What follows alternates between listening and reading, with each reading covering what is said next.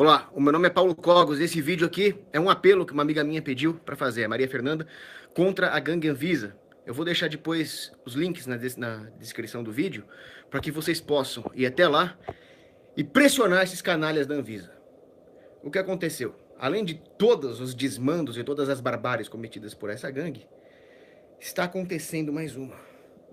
Imaginem a seguinte situação: uma gangue armada impede uma menininha doente de obter acesso a um medicamento.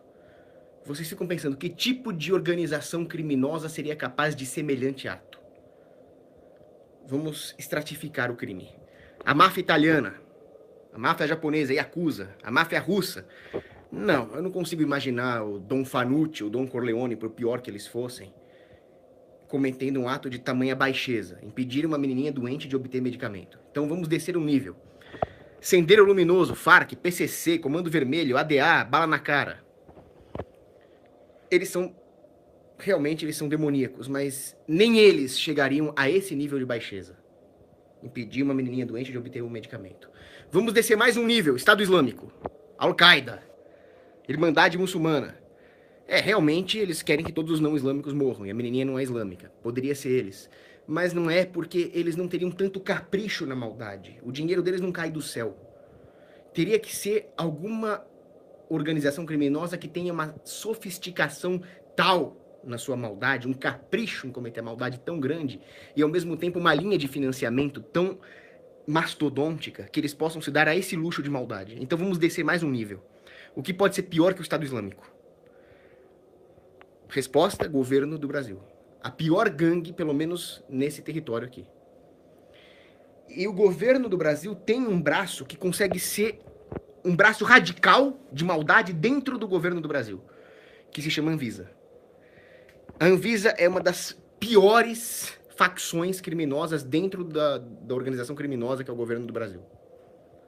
A Anvisa é um bando de fascistas. Eles estão proibindo que uma menininha doente tenha acesso a um medicamento. Mas aí você deve estar pensando, como exatamente essa gangue criminosa consegue impedir que 200 milhões de pessoas exerçam a sua inclinação natural à subsidiariedade e deem um remédio para a menininha? Imagina, se uma gangue fizesse isso, acho que ia cair todo mundo matando em cima deles. Talvez a Anvisa seja uma gangue com armas extraordinárias de tecnologia alienígena. Não, não é. Isso que é assustador. A Anvisa é composta por pessoas sem nenhuma qualidade. Virtude moral nenhuma, mas eles também não têm nenhuma qualidade. A pessoa que vai trabalhar na Anvisa, além do mau caratismo, além da índole cruel, eles também não são bons em nada. Eles não são velozes, eles não são fortes, eles não são bons de tiro, eles não são bons de bola. São pessoas feias. Não são pessoas com alguma deformidade. São pessoas cuja podridão da alma transparece na aparência. É uma inestética metafísica. A Ayn Rand falava um pouco disso na Revolta de Atlas, né? Então a pessoa que vai trabalhar na Anvisa, ela é um loser, com inveja, um ressentido que passou a vida sendo inferior a todos os outros em todos os aspectos da existência. É esse tipo de gente que vai pra Anvisa. Mas peraí, se eles são inferiores em tudo, eles também não são bons em combate. Como é que esses burocratas esquálidos, morféticos, conseguem fazer 200 milhões de pessoas se curvarem sem que eles sejam bons em combate? Aí que tá, eles têm sim o respaldo de uma força combatente. Senão eles não fariam nada, imagina. Olha, a menininha é doente, vou dar um remédio pra ela. Chega um cara da Anvisa e fala, não pode. Eu soco a cara dele até matar, cara. E dou o remédio pra menininha. O problema é que existe uma outra facção da gangue governo do Brasil que talvez não sejam tão cruéis, tão demoníacos quanto a Anvisa, mas eles são ainda mais desprezíveis porque eles obedecem cegamente às ordens dos políticos e burocratas, sem questionar. Eles abdicaram da distinção entre bem e mal. A distinção que eles fazem apenas de é lei, não é lei. Tá escrito ou não tá escrito. Como um computador, zeros e uns. Eu me refiro à polícia. A instituição mais desprezível que existe. Talvez não sejam os piores, as pessoas de alma mais podre. Mas certamente como instituição é mais desprezível. E aí, se os burocratas da Anvisa proíbem um medicamento, proíbem uma substância, o que o policial faz? Obedece. Aponta uma arma na cara dos seus conterrâneos. E o problema é que a polícia tem uma capacidade de combate superior à média da população, não por mérito deles, mas porque as pessoas não se organizam para criar polícias concorrenciais. Se tivesse um mercado de polícia, uma sociedade sem Estado, uma polícia privada ia dar um pau em qualquer polícia estatal, acabar com a raça deles, o que seria maravilhoso, né? Bom, mas o fato é que a Anvisa está proibindo a importação de um medicamento chamado Belmicina. A menininha lá tem uma doença rara, ela precisa desse remédio que é importado do México, a Belmicina. A solução é óbvia, a menininha é doente, o medicamento é do México, vamos importar e acabou o problema. Mas não, tem que ter esses canalhas, esses demônios da Anvisa para impedir que isso seja feito. É revoltante. É muito revoltante.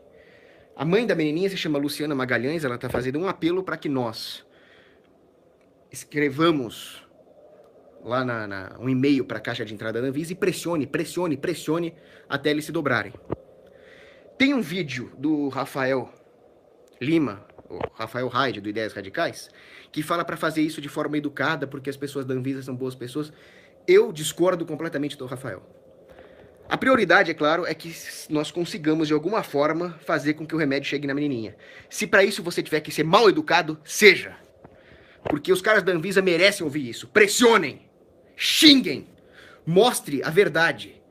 Nós estamos em guerra com a Anvisa, porque a Anvisa começou. A Anvisa está em guerra com a sociedade. Nós não vamos confraternizar com o inimigo. Vocês não estão entendendo que isso aqui é uma guerra? Vão lá e pressionem o inimigo, amedrontem o inimigo, façam ele se sentir desconfortável. Essas pessoas deviam ser boicotadas socialmente. Se alguém trabalha na Anvisa, ou na Receita Federal, ou no Banco Central, esse cara não devia ser benquisto numa sociedade. Tudo bem, nós não temos poder militar para acabar com eles hoje. Mas como é que você trata bem, como é que você trata com consideração e respeito alguém que trabalha nessa organização fascista? O boicote social, o boicote afetivo, seria o primeiro passo para aumentar os custos de um burocrata trabalhar nessa agência. Então você quer ser um vagabundo de um concurseiro que vai ganhar um dinheiro roubado do povo numa organizaçãozinha dessa? Seja. Mas você vai pagar um preço altíssimo, social, moral, afetivo por isso. Nós temos que impor esse preço. Então, nada de polidez, viu, Rafael? Pois bem. Agora, infelizmente, as pessoas de bem já concordaram comigo aqui, eu poderia acabar com o vídeo agora. O problema é que as pessoas são doutrinadas. Então eu vou ter que entrar em argumentos consequencialistas para explicar por que a Anvisa não deve proibir menininhas de obterem medicamentos para tratar suas doenças. Eu sei, é odioso ter que fazer isso, mas nós vamos ter que fazer. Muito bem. Ainda tem gente que acha ok isso. Ao longo da história da humanidade, nós aprendemos, por tentativa e erro, a lidar com todos os tipos de substâncias, de plantas, de fungos. Ao longo da história da humanidade, nós caminhamos por esse planeta sem saber quais cogumelos e plantas eram venenosos. Muita gente morreu comendo essas coisas, mas a humanidade aprendeu. Hoje nós temos catálogos de quais plantas e fungos são venenosos, quais substâncias são boas, em que nível de consumo elas são boas, e assim por diante. Um dos primeiros herbários que existiu na história humana estava nos papiros de Herbes, no Antigo Egito. Não tinha Anvisa naquela época. Agora, pensem o seguinte. Considerem todo o conhecimento que a humanidade adquiriu a respeito de consumo de substâncias, segurança alimentar, segurança das drogas e medicamentos. Quantas pessoas contribuíram para que esse conhecimento fosse acumulado? Quantos botânicos, quantos químicos, quantos médicos contribuíram para isso? Uma parcela ínfima da população. A esmagadora maioria da população é fazendeiro, é operário, é camponês, é dona de casa, ou seja, todo o conhecimento que nós temos hoje é fruto do trabalho de uma ínfima parcela da população. Estão acompanhando o raciocínio? Agora, me diga uma coisa, por que nós estamos todos vivos? Por que nós chegamos até aqui com 7 bilhões e 400 milhões de pessoas na Terra, se a grande maioria das pessoas não entende nada desse assunto? Eu também não entendo nada desse assunto. Eu não sei o que é Belmicina, se eu vir um cogumelo no mato, eu não sei se é para comer ou não. Por que eu estou vivo? Por que a maioria das pessoas está viva? Porque existe algo chamado divisão da informação. As pessoas têm, o ser humano tem como atributo a virtude da prudência. Existe a prudência natural e existe a prudência sobrenatural. Mas em maior ou menor grau, todas as pessoas têm algum nível de prudência. Nós sabemos que existem substâncias perigosas, sempre ou acima de certo nível. Nós sabemos que existem espécies venenosas que não devem ser ingeridas. Quais delas? Aí não é mais comigo. É com os especialistas. Mas, se eu não sei, eu pergunto para quem sei. A divisão da informação faz com que aquele conhecimento que foi produzido pelos especialistas técnicos cheguem, de alguma forma, à população. Seja na forma do sermão de um padre, de um tutor explicando isso para os alunos, ou simplesmente porque plantas e cogumelos venenosos são extirpados do mercado por processos complexos mercadológicos. Ou seja, no final das contas, a informação produzida pelos especialistas vai acabar sendo usada no nível que a população necessita que ele seja usado. Eu vou dar um exemplo que aconteceu comigo. Eu tenho um amigo chamado Mané Dias. É um dos homens mais sábios que eu conheço, embora ele não tenha faculdade, não tenha estudos formais. Ele tem um comércio de frutas chamado Mané Frute. E um dia ele fez um teste comigo. Ele colocou ali vários caquis na mesa. E perguntou para mim, se você tiver que tomar uma decisão de comer um caqui, de comer o caqui que está melhor, o que você faria? E eu respondi, eu perguntaria para você. E ele achou a minha resposta, modéstia à parte, brilhante. Porque eu não entendo nada de caqui. Quem entende de caqui é ele. Mas eu tive a prudência de falar, bom, se eu não sei, eu não preciso saber. Eu preciso saber quem sabe. Eu pergunto para ele. E assim a humanidade vai caminhando. Se todas as pessoas tivessem que ter toda a informação a respeito de todos os bens e produtos que existem, nós não faríamos outra coisa, senão ficar acumulando informação e nunca iríamos utilizá-la para o nosso proveito. No final das contas, eu que não entendo nada de caqui, acabei escolhendo o melhor caqui. Ou seja, eu acabei tomando a mesma decisão que alguém com décadas de experiência no mercado de frutas tomaria. Isso não me faz capaz de gerir o comércio de frutas dele, mas me faz capaz de escolher o melhor caqui. Porque eu me vali da experiência acumulada dele. E assim, esse conhecimento acumulado por um especialista em frutas, que é o Mané, acabou me servindo. Em segundos, eu tomei a decisão correta. Me valendo de uma experiência de décadas de uma outra pessoa que me forneceu essa informação. É assim que a sociedade funciona. Com medicamentos é a mesma coisa. Quais medicamentos devem estar no mercado? Quais medicamentos uma menininha com uma doença deve tomar? Quais ela não deve tomar? Quem produz essa informação são os especialistas da área deles. Especialistas em farmacologia, especialistas em bioquímica, especialistas em medicina. Esses caras vão produzir a informação. Nós, consumidores, não vamos ser cientistas que vão inventar novos medicamentos ou que vamos gerir um complexo de fábricas de medicamentos. Nós vamos simplesmente decidir se nós vamos tomar ou não. Para isso, nós não precisamos ser especialistas. Nós precisamos consultar os especialistas, ter a prudência de consultar os especialistas. Mas todo mundo já faz isso. Todo mundo busca consultar a informação de um especialista para apoiar a sua decisão. Isso faz parte da natureza humana. Agora, qual é o problema? O problema é o seguinte: as pessoas que vão produzir as informações corretas são especialistas na sua área. O simples fato de elas estarem no mercado, auferindo lucros nos seus setores, mostram que elas são capazes, elas têm um certo talento ou um certo esforço para estar nesse setor produzindo essas informações. Se as pessoas demandam essa informação pelo simples fato de que elas demandam segurança, elas vão, de alguma forma, recompensar os produtores dessa informação.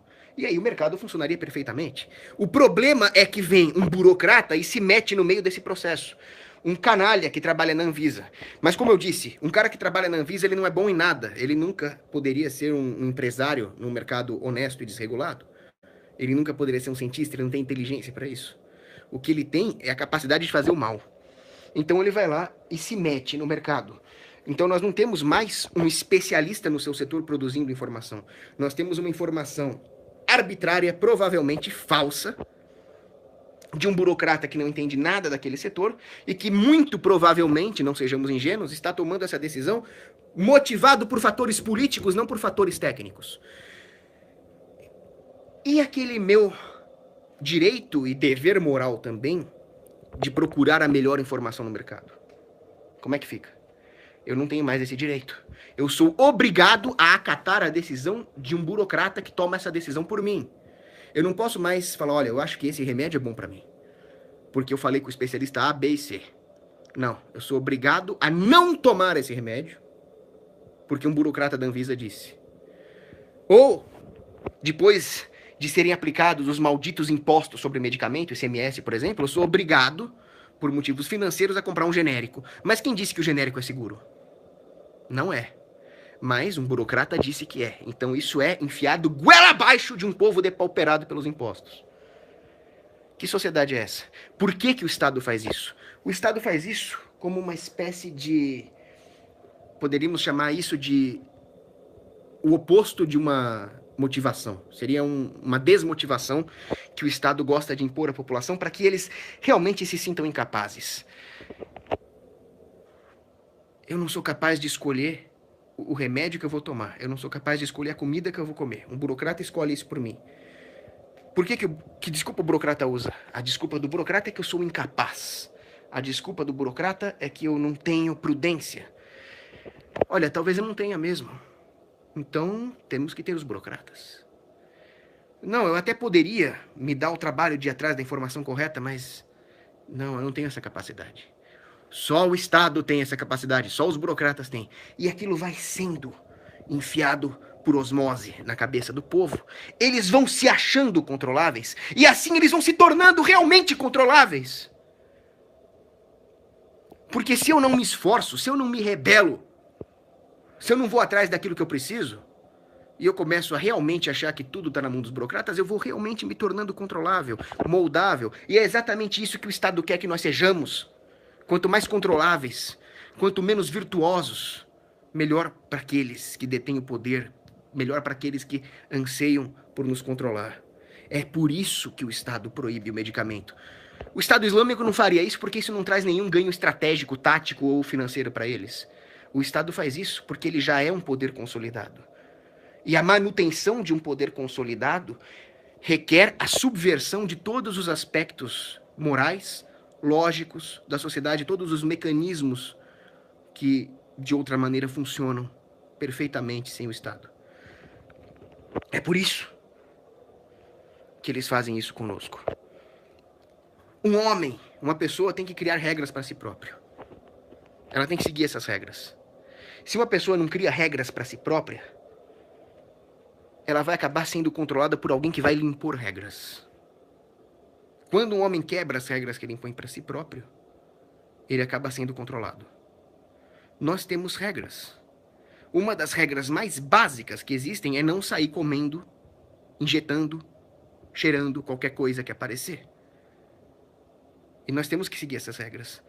Mas se o governo tabela tudo aquilo que pode ser consumido e tudo aquilo que não pode ser consumido, nós não temos mais essa regra para seguir. Nós automaticamente somos canalizados de uma lógica de obediência interna a nós mesmos, ao nosso bom senso, e passamos a uma obediência cega, insensata, sem nenhum respaldo na lógica, nas virtudes ou na prudência. E passamos a seguir o Estado. O resultado disso não é só moral, destruição das virtudes, destruição do tecido social. Há um problema direto na própria questão da segurança. Eu estava vendo outro dia lá, o executivo da Monsanto foi chamado para liderar o FDA, que é a Anvisa americana, pelo Obama, terrorista da pior espécie. O que vocês acham que é isso? A Monsanto, diga-se de passagem, foi aquela empresa que produziu o agente laranja, que foi jogado pelos americanos no Vietnã. Aí você coloca lá no Google as fotos, você vê os vietnamitas com bolas na cara, com má formação, tudo queimado. Os Estados Unidos fez isso. Depois as pessoas não sabem por que eu sou anti-americano, né? E a mesma empresa que produziu esse agente laranja para a gangue americana jogar no Vietnã, está produzindo porcaria para colocar na sua comida. Eu não sou contra os transgênicos, eu não sou contra defensivos agrícolas. Eu sou contra que eles sejam monopolizados, que eles sejam autorizados ou não por uma agência monopolista. Que o presidente dessa agência monopolista seja o dono da mesma empresa que produz essas substâncias. O problema não é a substância X, a substância Y. O problema é o monopólio da informação que esses caras geram. No livre mercado, obviamente, existiriam agências reguladoras privadas, selos privados, que lutariam por reputação. Se você tem o selo da empresa X, provavelmente você é seguro com isso, economizamos informação. Não, mas e se a empresa for corrompida? Ela perde a reputação, ela sai do mercado, ela é processada. Você poderia muito bem multar, prender o cara que fez isso. porque produzir um produto perigoso, nocivo, é crime, viola o princípio da não agressão, esses caras iriam para cadeia, iriam ser executados, não tem problema nenhum. Agora, se você quer segurança perfeita, você não vai ter. O cozinheiro mesmo pode colocar alguma coisa na sua comida, e nenhuma agência vai controlar isso. Nós estamos sempre correndo riscos. A questão é administrar os riscos. Agora, no caso de uma pessoa que está precisando de um remédio, por que você é obrigado a ter uma receita, por exemplo? Você está precisando urgente de um remédio? A sua doença é rara, não sei que motivo, mas você precisa de um remédio? Cabe ao indivíduo decidir como administrar os riscos. Claro que toda vez que você toma um remédio, ou passa por uma cirurgia, ou sai na rua, ou vai ao banheiro, ou come um pedaço de ervilha, você está correndo algum risco. A questão é, o risco vale a pena? Diante da minha doença, vale a pena eu esperar por uma liberação, por um alvará, por uma receita médica, se eu não tenho dinheiro para ir no médico, e continuar com a doença? Cabe ao indivíduo tomar essa escolha, cabe aos familiares do indivíduo apoiarem essa decisão, não a um burocrata que não tem nenhum tipo de proximidade, empatia ou afeição com o indivíduo em questão. Além disso, nós temos aí um obstáculo ao desenvolvimento científico. O desenvolvimento da ciência, principalmente da medicina, é marcado por lágrimas. Tem um livro muito bom chamado Assustadora História da Medicina, que mostra o desenvolvimento da medicina passou por períodos horríveis ali, por eventos horríveis. Mas a ciência se desenvolve assim. Se algum burocrata, dizendo que ele quer evitar todo tipo de mal, te dá 100% de segurança, o cara tá se achando Deus, né? Só Deus pode garantir alguma coisa, um burocrata não. Agora, no momento em que ele fala isso, ele está atravancando o processo científico. Nós vamos paralisar o desenvolvimento biomédico por causa desses burocratas que querem te prometer 100% de segurança e tudo que eles te dão é politicagem. Vou dar um exemplo. Tem a cortisona. Como é que a cortisona surgiu? A cortisona surgiu porque havia rumores de que os pilotos militares alemães na Segunda Guerra Mundial estavam injetando um dos princípios ativos neles mesmos. Aí os americanos foram ver o que estava acontecendo e desenvolveram a cortisona. Ou seja, a cortisona é uma dos vários, inúmeros episódios de uma descoberta científica que aconteceu por acaso. Aconteceu porque os alemães estavam injetando um treco neles mesmos. Eles estavam se autotestando. Eles estavam trabalhando de graça como cobaias para o resto da humanidade, nesse sentido. Se nós atravancarmos, se nós controlarmos, o processo científico, que sempre se dá dessa forma espontânea, vai ser impedido. Vai ser inibido. E não é assim que se faz ciência. Toda vez que alguém tenta controlar a ciência, ela para. Tem outro livro muito bom, que se chama Ciência numa Sociedade Livre, do Feyerabend. E lá ele explica exatamente isso. Quando você acha que apenas uma elite científica consolidada pode fazer ciência, quando você acha que o critério para validar alguma coisa cientificamente, ou de forma até mais crítica, medicamente, nós temos uma burocratização do processo científico. Ele deixa de ser técnico e passa a ser político. Deixa de ser o QI, quociente intelectual, e passa a ser o QI, quem indica. Isso Feyerabend trata no livro dele. Logo, quando a segurança de um medicamento é estabelecida não por um cientista concorrendo no mercado, mas por um burocrata que impõe a sua decisão pela força, nós não temos um desenvolvimento desta nobre ciência que é a farmacologia, a segurança dos medicamentos. O que vai acontecer com a sociedade, então? E a prudência? A prudência, ela já assume que você vai errar. Porque se você não assume que você vai errar, você não é prudente. Santo Inácio dizia, a prudência tem dois olhos. Um olho vê o que você deve fazer. O outro olho vê o resultado daquilo que você fez e vai se readaptando. Nunca é um engessamento burocrático, um estamento. O Estado não é Deus. Isso é prudência. Logo, estabelecer qualquer critério para proibição de um medicamento que não seja um critério científico, mas um critério político. E se não é de mercado, não é científico, e sim político, nós estamos atravancando a prudência, estamos atravancando a ciência, Aí sempre vem aqueles otários e falam, não, mas no Brasil isso é importante porque o povo brasileiro não é educado, não é bem instruído, nós não somos dinamarqueses, nós não somos suíços. Aí tem que bater num cara que fala isso. Por acaso, agora pensa, seja sincero comigo, por acaso você vai à escola e aprende a ser prudente na hora de escolher um medicamento, na hora de consultar um médico, a não cair em picareta, a não cair em medicina alternativa, homeopatia? Algum professor já te ensinou isso na escola? Não. O que você vai aprender na escola é báscara, um negócio que você não vai usar pra nada. O que você vai aprender na escola é decoreba. A escola apenas vai te roubar a oportunidade de ter uma experiência no mundo real que essa sim te daria prudência. Então não vem com o argumento da escola. Outra coisa. Imagina agora que nós não temos Anvisa. Imagina um livre mercado mesmo. Vocês realmente acham que as pessoas iriam sair por aí tomando remédios de tarja preta que elas não deveriam tomar? Eu duvido que isso aconteceria. Porque por mais chucro, por mais bronco que o sujeito fosse, ele teria que pagar por isso. E provavelmente o preço dos medicamentos seria barateado com uma parceria com seguradoras de saúde. Isso já existe, mesmo sem o livre mercado. Você vai na farmácia e o cara pergunta, você tem seguro-saúde Bradesco? Te dá um desconto. Isso provavelmente no livre mercado seria muito mais dinâmico, muito mais profundo. Você ia fazer um seguro-saúde para ter desconto em medicamento. Se você comprar um medicamento que você não deve tomar, você vai perder benefícios do seguro. Logo, é muito mais barato, seria muito mais barato para qualquer pessoa consultar um especialista, não um burocrata, mas um médico, que te diria se você pode ou não tomar o medicamento. E se você realmente achar que você está doente, precisa daquele remédio, dane-se o seguro, você vai lá e toma o remédio. Porque cada caso é um caso. E não tem como controlar, e nem é para controlar, é só isso. Pronto. Agora, como é que pode o governo achar que você não tem capacidade para decidir se pode ou não consultar um especialista X ou tomar um medicamento Y, mas te dá o, abra mil aspas, direito de votar? Quer dizer, o filho da mãe não pode tomar um remédio, mas ele pode escolher um sujeito para ficar 4 anos regulando a minha vida? Nós estamos todos doentes e loucos. Nós não temos mais a liberdade de tomar decisões que vão nos afetar unicamente. Não temos mais responsabilidade individual, mas o governo permite que um cara que more em Roraima decida a minha vida por 4 anos. Para escolher